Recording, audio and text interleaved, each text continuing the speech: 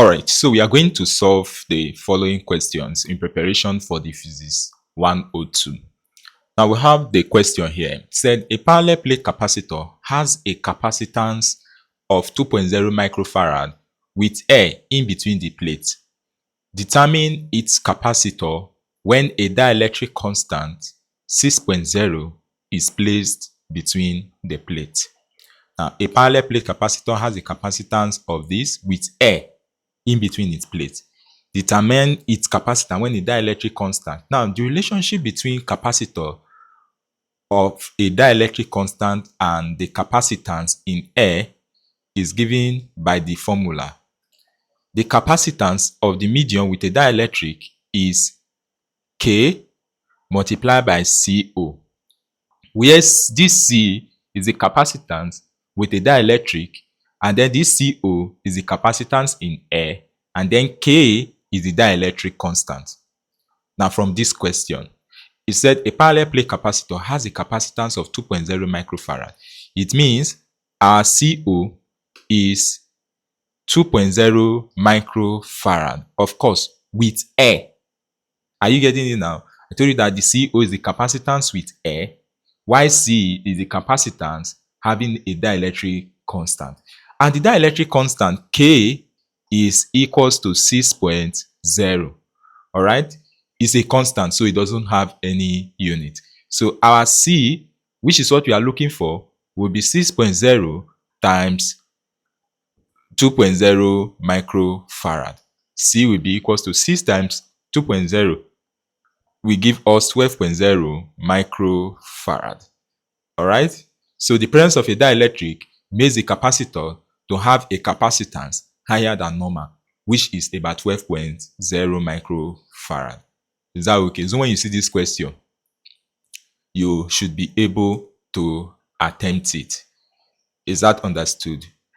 Exactly. So whenever you are dealing with anything capacitance or capacitor, and it has to do with a dielectric, you should know what to do. For instance, normally, the formula for calculating capacitance is C is equals to what? EOA all over what? All over D.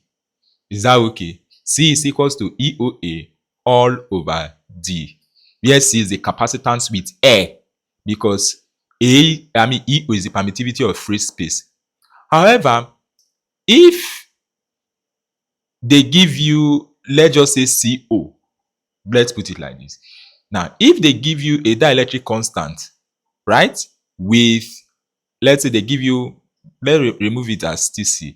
If they give you a dielectric constant, like the way this entire question is, and they say you should find any of these parameters here, you will change this your capacitance with air to that with dielectric, which will now become what? KCO, because we say C is equal to KCO, where C is the capacitance with the dielectric, CO is the capacitance in air.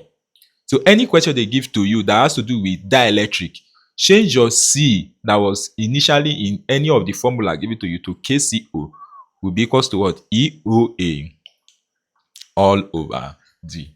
There are questions like this I have solved before, so that you better understand it. All right, there are questions like this, especially this particular one. I have introduced KCO in so many questions I have solved. You look at this question, this is question 49. That tells you that we have from question 1 to question 49. Are you getting it? Exactly. All right, let's see the next one. Next one is question 40. A parallel plate capacitor has a capacitance of 20 microfarad. What potential difference across it is required to store this amount of charge on the capacitor? Now, it has a capacitance of 20 microfarad. The charge will be 7.2 times 10 raised to the power of minus 4 coulomb. What potential difference? What they are asking for is V. You know, Q is equals to CV. All right? So what they are looking for is V, and then at the end of the day, V will be equals to what? Q over C. That is if you make V subject of the formula. All right? So Q is 7.2 times 10 raised to the power of minus 4 divided by capacitance is 20 microfarad, which is 20 times 10 raised to the power minus 6 farad. And when you punch this in your calculator, it's going to give you 36 volts. All right? And that is why 36.00 volts is the correct answer to this question.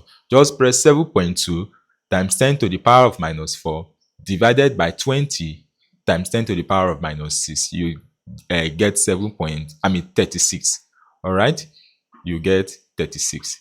This is because when this divide this, it's going to give us 0.36 times this 10 raised to the power minus 6 comes up, becomes 10 raised to the power minus 4 plus 6, which should be 0.36 times 10 squared. 10 squared is 100, so it will be 0.36 times 100, which should give us what? 36 volts. All right, this one is rough work. In the exam, you don't need to start solving rough work. Just press your calculator, because at that time, even your brain is rough and you might make some silly errors. So let calculator help you. All right, exactly. Let's see the next one. The next one says a 0.4 millimeter diameter copper wire carries a current of 12.6 microampere. Find the current density. Now, my dear student, current density is the current divided by the cross-sectional area. All right? Current divided by cross-sectional area. That is current density.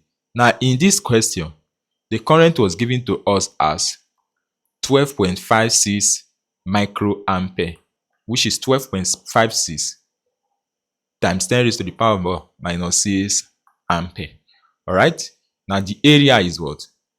The area, because it's cross-sectional area, has to do with the area of a cycle or of a sphere, which is pi r square. All right. But the diameter was what was given. They gave you diameter as 0.40 millimeter. You must convert this diameter to meter first by dividing by 1000. So this gives us 0.4 divided by 1000. So our D will be 0.0004 meter. Exactly. So what is our radius? Radius is usually the distance divided by 2, which should be 0.0004 divided by 2, which should be 0.0002 meter. So what is our area now? Area is what? Pi r square.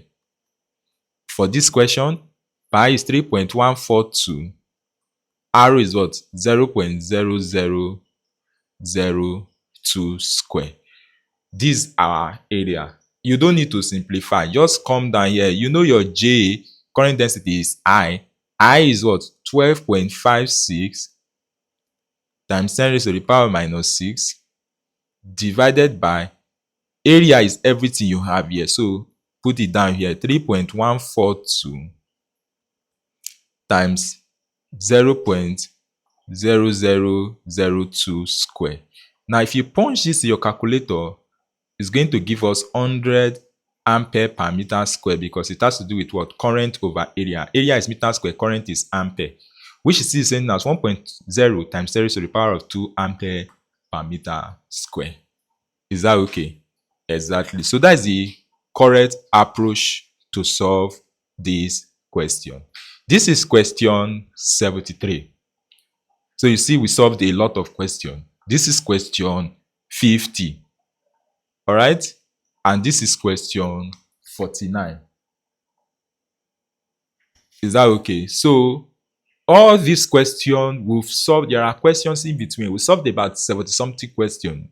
Now, if you want to gain access to all those questions and the explanation, and even for BLS 108 practical, I've done an exclusive lecture on all the topics that you'll be needing or that you should study in preparation for the exam. With just 1,000 naira, you'll be able to get access to all of that.